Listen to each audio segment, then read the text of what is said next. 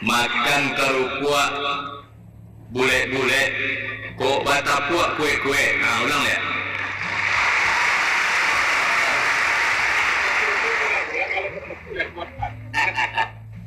Baik, saya baru tahu bahwa tamu kita, guru besar kita, punya 2 gelar kesarjanaan, sastra Arab dan hukum. Dulu masih boleh ya. Masya Allah, luar biasa. Sekali lagi tepuk tangan untuk Profesor Mahfud MD. Saya ambil beberapa poin tadi. Pertama, Prof mengingatkan kita tentang kesepakatan awal Republik Indonesia ini memilih bentuk negara. Dan di antara tokoh yang mengusulkan itu ada yang banyak berasal dari Sumatera Barat. Kemudian yang kedua, sebagai bagian konsekuensi daripada Republik, ada proses pesta demokrasi, pemilu. Nah, pemilu itu yang kita harapkan adalah pemilu yang bermartabat.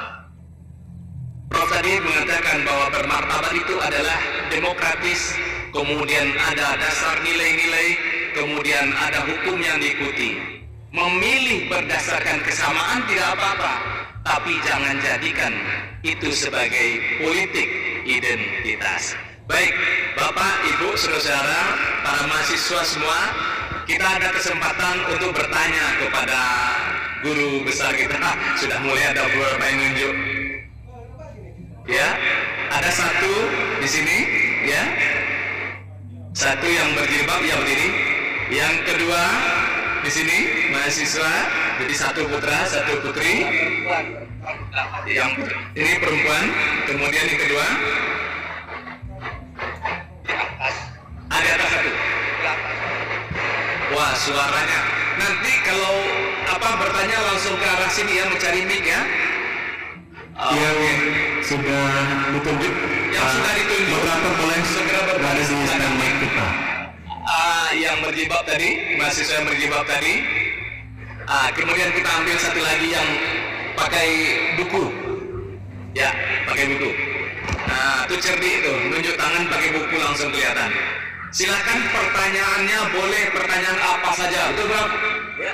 Boleh pertanyaan apa saja, dijawab atau tidak itu urusan profesor nanti. Dibatasi 5 kali. Nah, tapi dibatasi langsung 5 pertanyaan. 5, jadi sudah ada 3 penanya. Kita cari yang dari atas, baju putih yang dari atas, yang di tengah segera turun ke bawah berbaris di belakang nih. Ya, 5 orang. Pertanyaannya singkat, straight to the point. Silakan. Perkenalkan diri dan apa pertanyaannya. Bismillahirrahmanirrahim. Assalamualaikum warahmatullahi wabarakatuh. Mana itu? Perkenalkan, nama saya Adindia Asya Adnan dari Fakultas Hukum Universitas Andalas.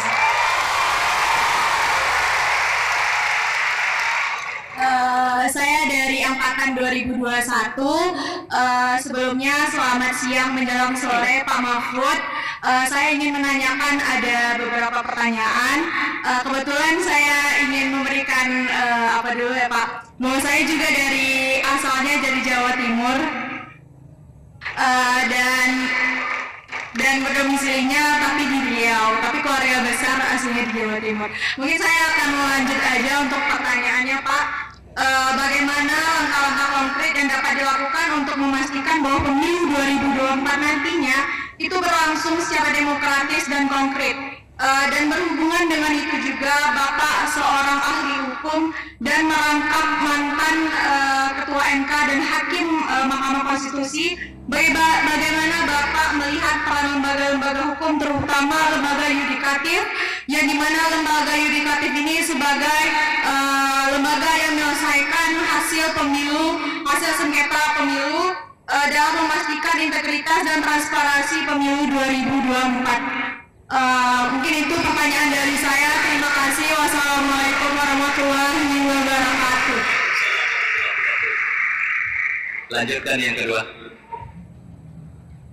Bismillahirrahmanirrahim. Assalamualaikum warahmatullahi wabarakatuh. Salam Om Swastiastu, Namo Buddhaya, Rahayu. Selamat sore untuk Bapak Profesor Dr. Mahfud MD. Izinkan saya perkenalkan diri. dahulu. Nama saya Faisal Ahmad. Saya adalah mahasiswa dari Fakultas Hukum Universitas Andalas tahun 2023. Pada kesempatan kali ini saya ingin menyampaikan dua buah pertanyaan. Yang pertama terkait sistem kampanye yang pada saat ini kita semua ketahui bahwa setiap kader ataupun calon yang ingin mendaftarkan diri untuk duduk di Senayan ataupun untuk mencalonkan diri untuk jabatan tertentu itu menggunakan poster ataupun spanduk. Yang diresahkan oleh masyarakat pada saat ini adalah spanduk-spanduk ataupun bendera-bendera partai yang cenderung merusak pemandangan di tengah-tengah kota, Pak.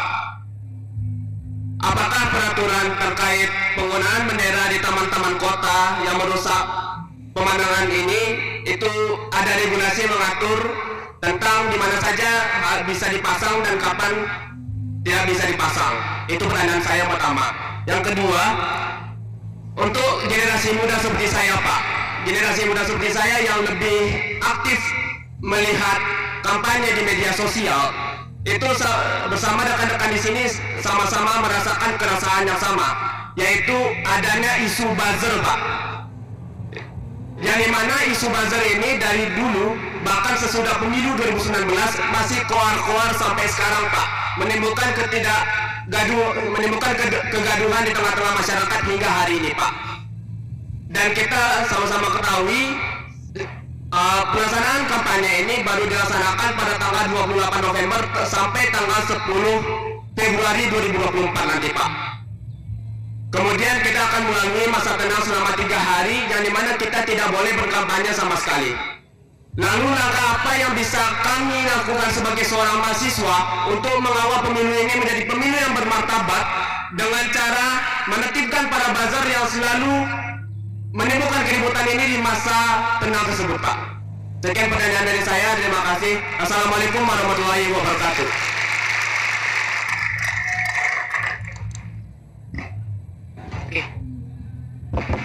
Cek. Bismillahirrahmanirrahim. Singkat ya, disingkatkan ya. Siap. Assalamualaikum warahmatullahi wabarakatuh. Perkenalkan, nama saya Yodra Musfirdi dari Fakultas Hukum Ilmu Hukum Universitas Andalas. Sebenarnya ada dua hal yang ingin disampaikan kepada Prof gitu. Pertama adalah sebuah pertanyaan dan yang kedua adalah sebuah permintaan. Dan juga pertama ada pertanyaan dari kami, mungkin kalau salah tolong tunjukkan, baru belajar juga Prof. Terkait bahwasannya memang pada hari ini pada pemilu 2024 yang sangat disoroti hari ini adalah terutama bagi kami kaum pemilih pemuda yang katanya ada data 56% yang akan menjadi pemilih pada tahun 2024. Jumlah yang cukup banyak untuk jumlahnya cukup banyak untuk pemilih. Dan juga yang menjadi catatan highlight bagi kami adalah 56% itu adalah jumlah yang banyak, namun kita terkadang muak dengan pemilu ini, Prof. Bagaimana tidak? Mulai dari awal banyak drama-drama pemilu, mulai dari sistem pemilu yang proporsional terbuka tertutup, wacana presiden 3 periode dan segala macamnya, ada politik dinasti dan segala macamnya. Dan kita lihat hari ini bagaimana kita bisa yakin tahun 2024 memang eranya pemuda untuk memilih hari ini. Ini adalah era pemilih pemuda, 56% itu bisa memilih ke TPS gitu. Apa yang bisa meyakinkan hal tersebut? Karena kami berpikiran gini, siapapun presidennya masih banyak yang berpikiran siapapun presidennya nanti itu tuh kita akan jadi gini-gini aja, masih banyak, Prof. Yang kedua, ini permintaan Prof. Mungkin saya sekaligus mewakili BEM Universitas Andalas, Badan Eksekutif Mahasiswa Keluarga Mahasiswa Universitas Andalas, kebetulan menjadi presiden mahasiswa pada saat ini, Prof. Sesuai dengan putusan MK nomor 65 tahun 2023, Prof. Kita di sana diputuskan bahwasanya kita kampanye boleh masuk kampus, Prof. Makanya kami secara langsung melakukan permintaan dan mengundang langsung Bapak Prof. Mahfud MD selaku calon wakil presiden gitu untuk bisa datang ke Universitas Andalas nantinya gitu ya. Dan nanti kami akan permintaan itu akan kami kirimkan undangannya langsung dan harapannya bisa menerima undangan secara langsung baik itu Prof nanti ataupun calon presidennya. Itu saja dari saya. Assalamualaikum warahmatullahi wabarakatuh.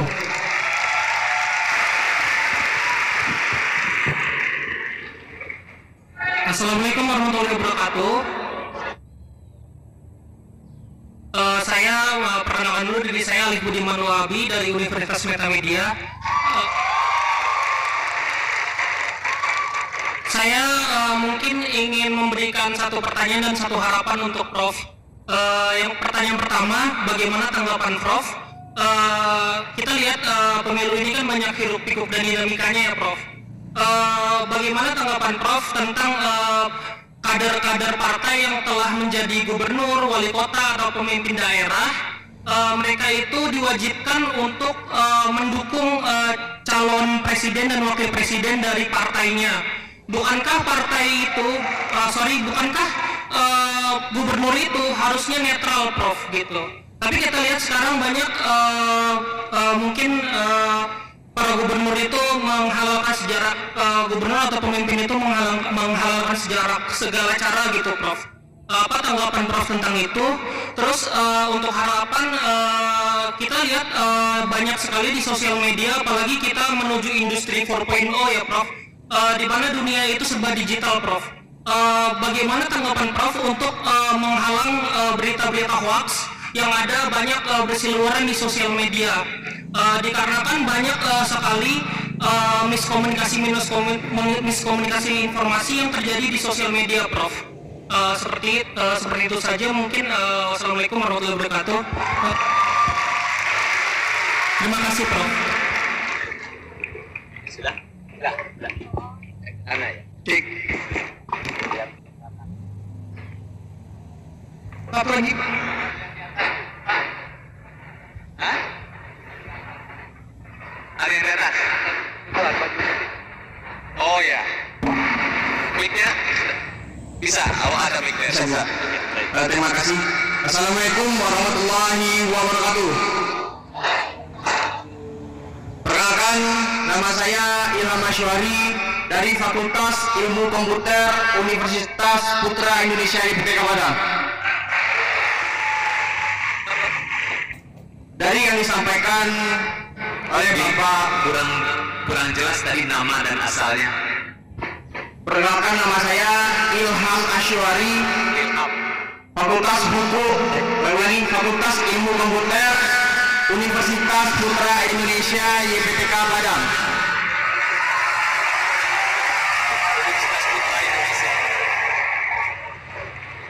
Seperti yang Bapak Profesor sampaikan sebelumnya, demokrasi akan bersama dengan nomokrasi, yaitu kedaulatan hukum. Kedaulatan hukum, mengingat itu, saya mengambil pasal 27 ayat 1 Undang-Undang 1945 yang berbunyi, segala warga negara bersamaan kedudukannya di dalam hukum dan pemerintahan, dan wajib menjunjung hukum dan pemerintahan itu dengan tidak ada kecualinya. Saya juga sering mendengar di siaran pers oleh Bapak Prof, yaitu dimanapun negara hancur kalau hukum tidak ditegakkan dengan benar. Pada saat ini masih banyak hukum, bisa dibilang hukum yang runcing ke bawah dan tumpul ke atas. Jadi pertanyaan saya, bagaimana hal tersebut? Apakah negara kita ini hancur? Yang seperti Bapak Prof sampaikan, negara hancur kalau hukum tidak ditegakkan dengan benar. Terima kasih.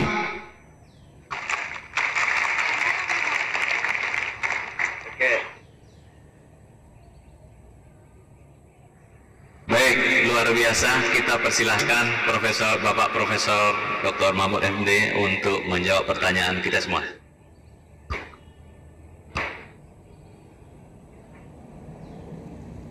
Saudara, kita punya waktu kira-kira seperempat jam untuk menjawab ini semua. Terima kasih. Ada 3 penanya dari Universitas Andalas.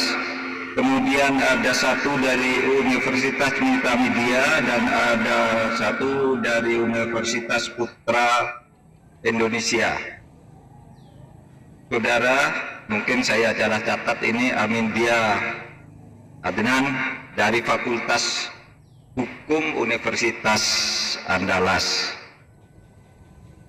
Apa langkah konkret agar pemilu itu berjalan dengan baik, yang bisa memastikan berjalan dengan baik? Ikuti semua aturan, ikuti etika, ikuti nilai-nilai yang mendasari kehidupan kita bernegara. Tadi kan dikatakan tuh, pemilu yang bermartabat itu ikut nilai. Dasarnya adalah nilai. Apa nilai kita itu? Pancasila. Pancasila itu mengajarkan kejujuran, ketertiban, keteraturan, ketuhanan, karena kita dosa kalau kita tidak mengikuti nilai-nilai tertentu. Lalu ada etika. Etika itu baik dan buruk. Nah, kita pilih yang baik. Kita pilih yang baik. Kalau nilai-nilai itu moral, baik, benar dan salah. Lalu ada etika itu baik dan buruk. Lalu ada norma, aturan. Nah, aturan itu supaya ditaati. Itu udah pasti pemilunya akan bagus. Pak, apa bisa pemilu yang seperti itu berjalan? Saudara, seluruh dunia di dalam studi-studi ilmu politik mempersaksikan secara ilmiah bahwa pemilu yang paling demokratis di dunia pernah terjadi di Indonesia, yaitu pada tahun 1955. Bisa. Tahun 55 itu. Bisa. Nggak ada catatan di situ pelanggaran apa, ya kecil-kecil biasalah, insiden yang tidak disengaja dan sebagainya. Panitianya netral, pelaksanaan netral, pengadilannya juga netral pada waktu itu, tahun 1955. Jadi bisa dengan cara apa? Nilai Pancasila, nilai perjuangan kita, ideologi negara kita, kemudian etika kita dan norma-norma aturan yang sudah dibuat, diikuti saja itu sudah akan baik. Seumpama ada insiden dari situ, nanti akan ada Mahkamah Konstitusi yang akan meluruskannya. Cuma tadi ada yang tanya, Pak, siapa tuh yang tanya tadi, apakah Bapak yakin kalau Mahkamah Konstitusinya seperti itu bisa menyelesaikan masalah? Gitu. Nanti jawabannya nanti. Nah ya, ini pertanyaannya juga sama Nindya tadi. Bagaimana lembaga yudikatif bisa dipercaya kalau seperti sekarang ini masalahnya? Saudara, yang di Mahkamah Konstitusi itu adalah peristiwa mendung bagi dunia hukum, tetapi sekarang awannya sudah dibersihkan. Karena apa? Penyebab mendungnya itu sudah diselesaikan. Melalui Majelis Kehormatan Mahkamah Konstitusi sudah menyatakan dengan jelas ini pelanggaran berat. Ada yang tanya, apa? Itu yang melanggar itu kan 9 hakim melanggar semua. Kok hanya satu yang diberhentikan dari jabatannya? Iya, karena yang 8 itu hanya melakukan pelanggaran ringan, ngomong kemudian terlanjur, tapi yang satu melakukan pelanggaran berat. Ada yang tanya gini, Pak, kenapa sudah tahu melakukan pelanggaran berat kok hanya diberhentikan dari jabatan? Kok tidak dipecat? Kan menurut aturan harus dipecat dari kedudukan sebagai hakim. Menurut saya putusan MK itu harus diterima sebagai keputusan final. Tidak perlu diperdebatkan. Kenapa, Pak? Ya alasannya boleh saudara setuju, boleh tidak, tapi tetap ini alasannya. Saudara, kalau ketua MK itu diberhentikan, dia boleh naik banding dengan membentuk MK yang baru. Misalnya saya ketua MK, diberhentikan dari jabatan ketua, saya boleh sebagai ketua MK membentuk lagi untuk banding. Jadi tidak ada kepastian kalau langsung dipecat. Kalau cuma diturunkan dari jabatannya lalu tidak boleh ikut sidang, sudah. Kepastian hukum segera terjamin, pemilu tidak terganggu. Itu yang sekarang harus kita terima. Dan insya Allah sidang-sidang sengketa hasil pemilu yang akan datang itu akan lebih baik. Karena pertama, borok-boroknya sudah dibongkar sekarang. Yang kedua, penyakitnya sudah diamputasi. Sehingga yang baru ini pasti akan takut untuk main-main dengan sengketa hasil pemilu nanti. Faisal Ahmad, Fakultas Hukum Universitas Andalas. Sistem kampanye menggunakan poster, spanduk, Pak, itu merusak pemandangan di kota. Saudara, ada aturan. Di Perda ada, di peraturan KPU ada, agar ya, kalau memasang baliho, spanduk apa itu, satu ada izin kepada Pemda dan ada pajaknya. Kalau jenisnya tertentu dan ada tempatnya, sehingga kalau melanggar tempat dan sembarangan itu bisa diturunkan atau bisa dipanggil pindah agar tidak mengganggu itu. Tapi banyak saudara orang lain yang menganggap banyaknya spanduk itu sampai ke desa-desa, di pohon-pohon, digantung, di layangan, di apa. Ada yang bilang justru itulah kemeriahan pemilu. Ada. Tapi yang jelas semua itu ada aturannya. Generasi muda, Pak, sekarang ini banyak buzzer. Politik menggunakan buzzer. Saudara, saya ingin sampaikan, sering sekali kalau saudara bicara buzzer itu seakan-akan bahwa buzzer itu hanya yang membela pemerintah. Kalau menyerang Pak Jokowi gitu lalu muncul buzzernya. Padahal buzzer itu juga ada yang dari pihak sana. Saudara tahu ada satu kelompok buzzer yang sangat terkenal, namanya Muslim Cyber Army. Itu jelas menyerang pemerintah, bukan buzzer dari pemerintah, menyerang pemerintah terus sampai orangnya ketangkap masuk penjara juga karena membuat hoax-hoax itu tadi. Organisasinya ada, namanya ada, itu koordinatornya seorang perempuan juga ada. Jadi kalau bicara buzzer itu, bayangan saudara jangan bicara penguasa. Buzzer itu ada di mana-mana. Buzzer itu artinya pendengung. Oleh sebab itu mari bangun kesadaran, beretika tadi, bermoral dan beretika, agar jangan menjadi buzzer. Bicara lewat media silakan jalan, boleh bicara melalui medsos, tetapi yang berkeadaban. Jangan membuat fitnah, jangan membuat riba. Tapi sekarang buzzernya pecah kongsi. Ada yang dulu dukung, nah sekarang balik nyerang. Ini saling perang sendiri di antara kelompok buzzer. Itu akibatnya kalau hanya emosi, bukan logika yang dipakai. Tapi begini, saudara, ini penting, akademis. Buzzer itu kan biasanya menggunakan IT, menggunakan medsos. Nah dulu ketika medsos baru berkembang, itu timbul problem. Karena pada waktu itu ada orang memfitnah orang, menyebarkan berita bohong dan meresahkan. Itu dianggap yaitu kebebasan. Tetapi menimbulkan keresahan, akhirnya dibuat undang-undang ITE, undang-undang tentang informasi dan transaksi elektronik yang mengancam orang barang siapa membuat berita bohong, menyebarkan tanpa hak dan seterusnya diancam pidana sekian. Nah sesudah ada undang-undang ini ada protes lagi, Pak ini kan melanggar kebebasan. Dulu katanya harus diatur, sekarang sesudah diatur melanggar kebebasan.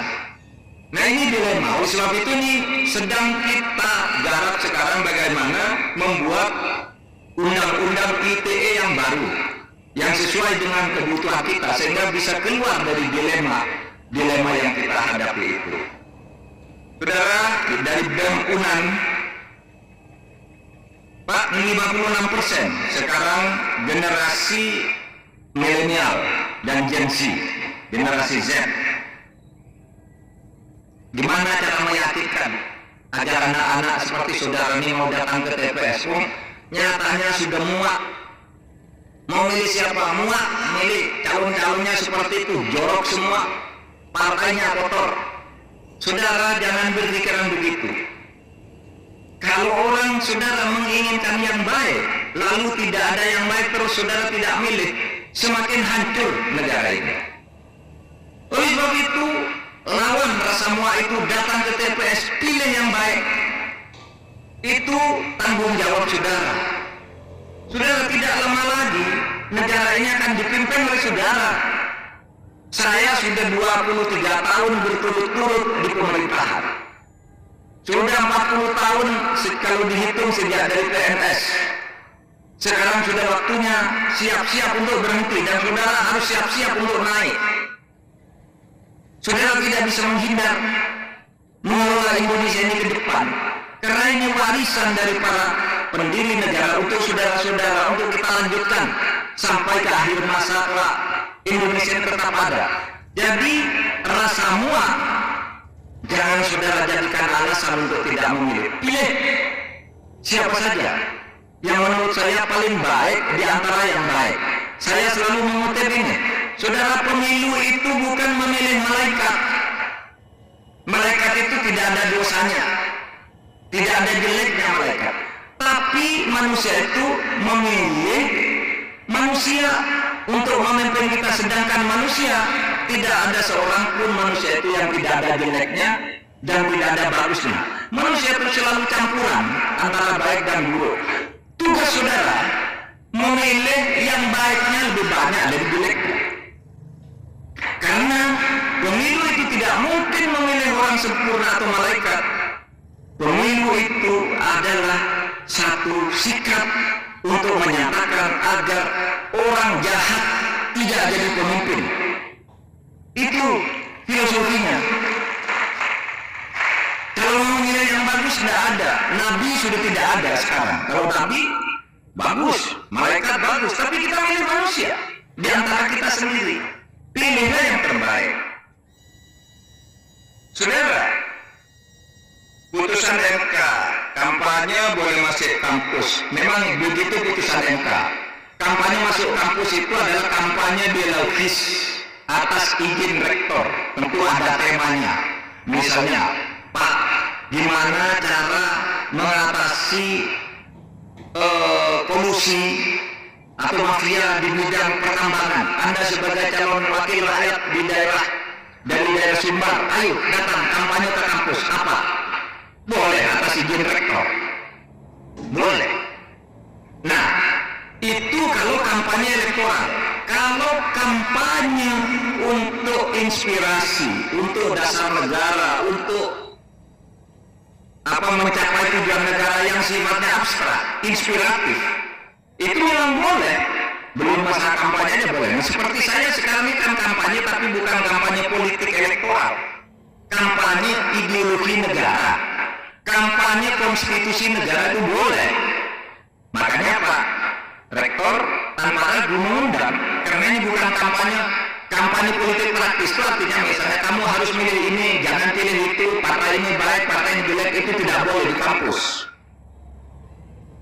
Karena itu politik praktis. Tetapi kampanye konsep itu boleh diadakan di kampus. Oleh sebab itu saudara boleh sekarang mengorganisasikan diri. Saudara, kemudian dari Universitas Media, Pak, gimana caranya nih kader-kader parpol yang jadi gubernur, jadi bupati, jadi wali kota harus mendukung partainya? Ada aturannya. Pertama saya katakan, hampir semua gubernur, wali kota, dan bupati sekarang ini itu bukan orang parpol. Ada beberapa yang harus diselesaikan pada akhir 2004. Tapi itu sedikit, tidak sampai 5%. Yang lain itu sekarang penjabat gubernur, penjabat bupati, penjabat wali kota itu bukan orang parpol. itu ASN semuanya, dan dia harus netral.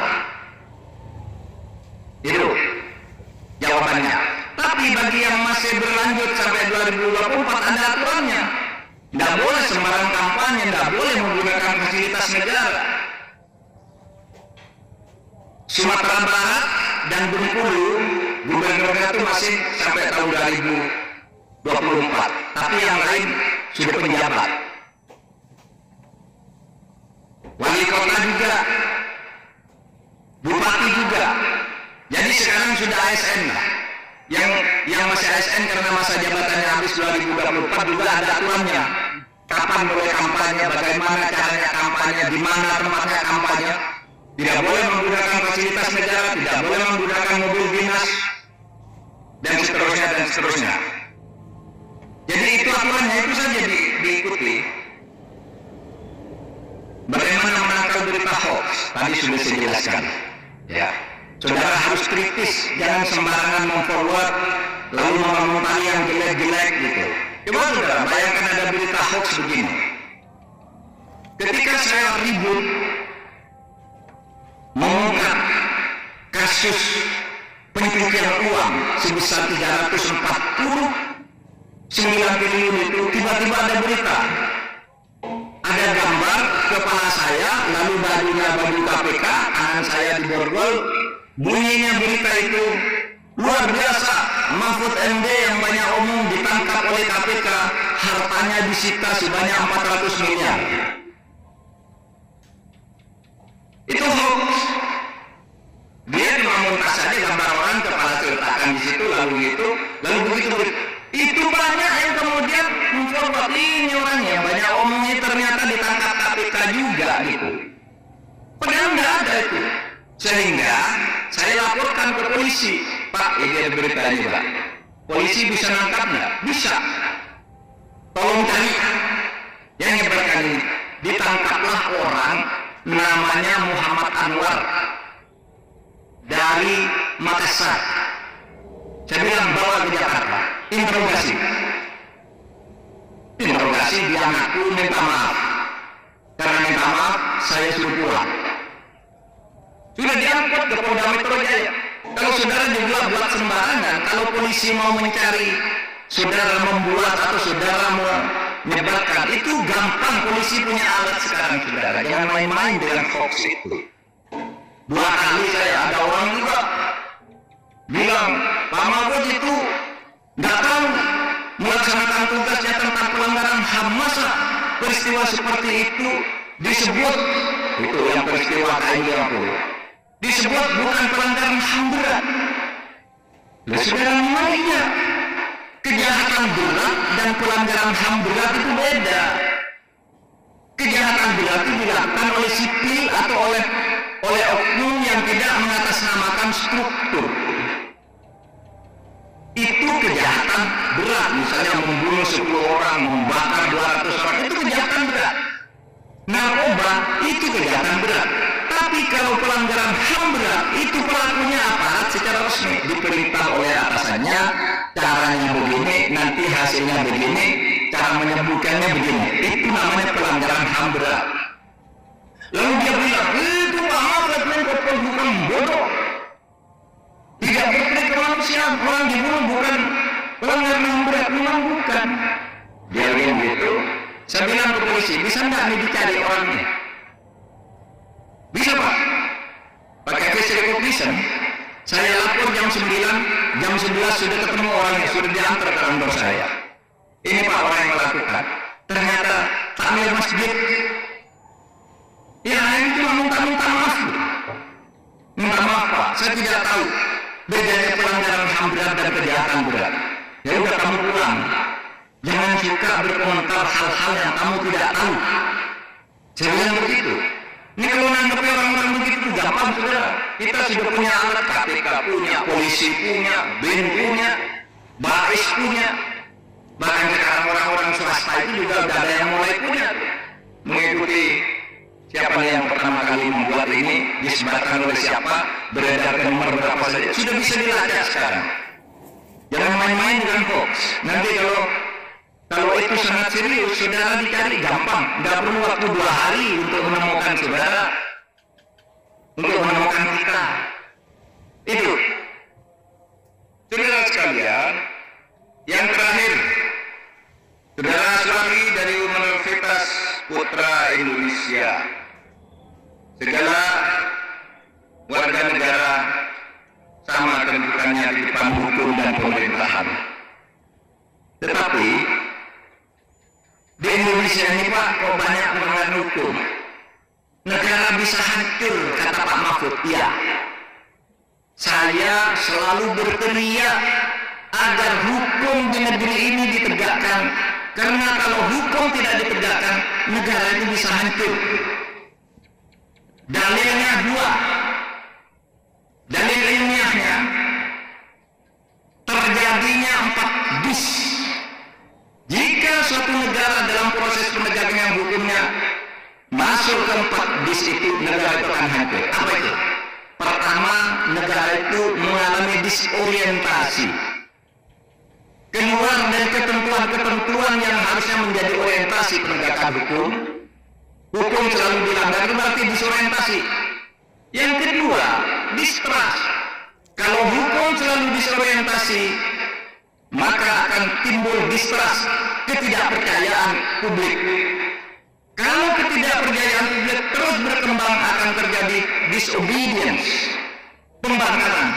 Orang membangkang terhadap putusan pengadilan, membangkang. Kayak sekarang itu orang sudah bilang, putusan pengadilan itu bohong, nggak usah diikuti.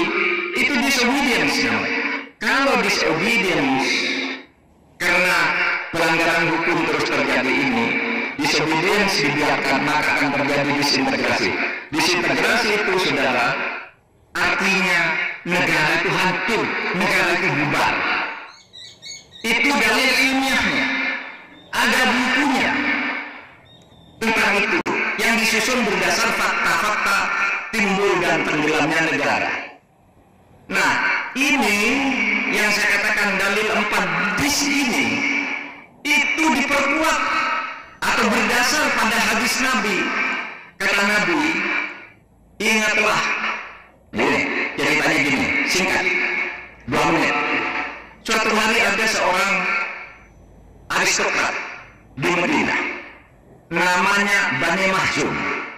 Bani Mahzum itu punya seorang perempuan cantik, anaknya suka mencuri.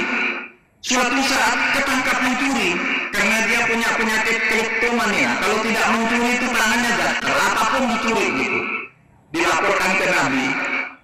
Nabi, ini mencuri, ya udah, hukumannya potong tangan. Lalu keluarga Bani Mahzum itu merayu Nabi melalui putra angkat Nabi. Tolong bilang ke Nabi dong, anak saya jangan dihukum, saya malu. Sudah bayar berapa saja saya mau, asal jangan dihukum anak saya. Mau nyuap dia kepada Nabi. Lalu apa, saudara? Kata Nabi, ingat hancurnya bangsa-bangsa dan negara besar di masa lalu itu karena kalau ada orang aristokrat, orang pejabat, orang punya uang bersalah minta tidak dihukum. Sementara kalau ada orang kecil bersalah langsung dihukum. Itu negara hancur kalau kayak gitu, kata Nabi. Contohnya tuh negara bangsa lalu, Romawi, Cina, Mesir, Persia itu kan timbul tenggelamnya pemerintah itu karena ketidakadilan. Hancurnya sebuah rezim itu karena ketidakadilan. Maka kata Nabi, Bani Mahzum, tidak bisa saya mengampuni anakmu. Anakmu harus dipotong. Karena kata Nabi, fa'ayyamallah lau anna Fatimah binti Muhammad sarapat faqata'tu yadaha. Demi Allah, jangankan anaknya Bani Mahzum, anak saya Fatimah kalau mencuri saya potong tangannya agar negara tidak hancur. Oleh sebab itu, ya, kalau ingin menegakkan negara ini, mari tegakkan hukum dengan baik. Sekian. Assalamualaikum warahmatullahi wabarakatuh.